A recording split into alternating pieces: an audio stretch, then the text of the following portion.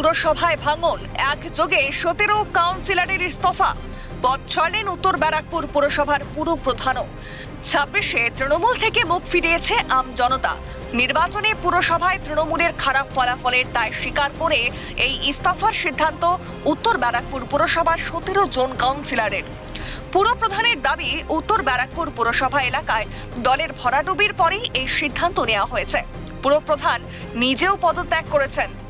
করতে বাধ্য হলাম, কষ্ট লাগছে। 20 বছর এত কষ্ট করে দলটা করেছি, 20 বছরে এত দিন এত সুন্দরভাবে দলটাকে করলাম, কোনদিন হারলাম না।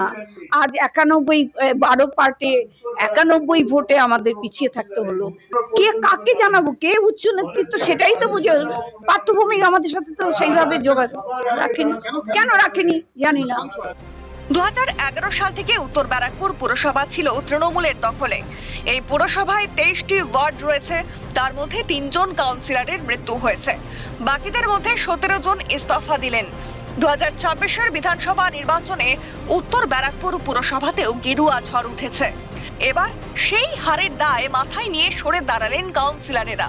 চেয়ারম্যান মলয় ঘোষ বলেন, আমাদের বিরুদ্ধে জনমত গিয়েছে। ব্যক্তিগতভাবে মনে করি চেয়ার আঁকড়ে থাকা উচিত নয়, নতুনদের সুযোগ দেওয়া উচিত। আমি মনে করি আরো উন্নতি হবে। আফটার অল জনমত বিরুদ্ধে গেছে, যখন ওভারঅল জনমত বিরুদ্ধে গেছে, ব্যাপক ম্যান্ডেট পেয়েছে যারা শাসক দলে গেছে, সেখানে আমরা ব্যক্তিগতভাবে মনে করি আমাদের আর চেয়ার আঁকড়ে থাকা উচিত না। এরপরে প্রত্যেককে সুযোগ দেওয়া উচিত, প্রত্যেকে আসুক, মানুষ পরিষেবা পরে নিশ্চয়ই ভালো পাবে। আরও আমি মনে করি নতুন গভর্নমেন্ট, তাদের পলিসি অনেক কিছু থাকে, ম্যান টু ম্যান ভ্যারি করে, গভর্নমেন্ট টু গভর্নমেন্ট ভ্যারি করে ডেভেলপমেন্টে। তো সেই ক্ষেত্রে আমরা এক্সপেক্ট করছি যে আমাদের রাজ্যের উন্নতি হবে, আরও ডেভেলপ হবে।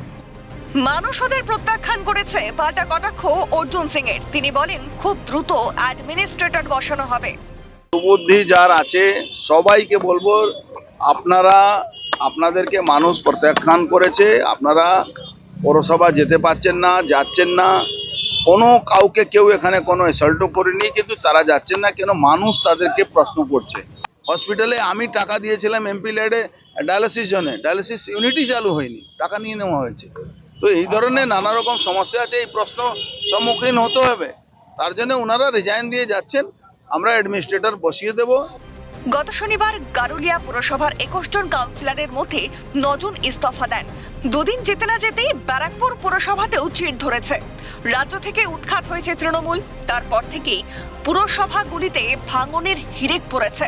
শুধুমাত্র হেরে যাওয়ার দায় মাথায় নিয়ে ইস্তফা, নাকি উচ্চ নেতৃত্বের সঙ্গে মন কষাকষির জেরেই এই সিদ্ধান্ত, উঠছে প্রশ্ন।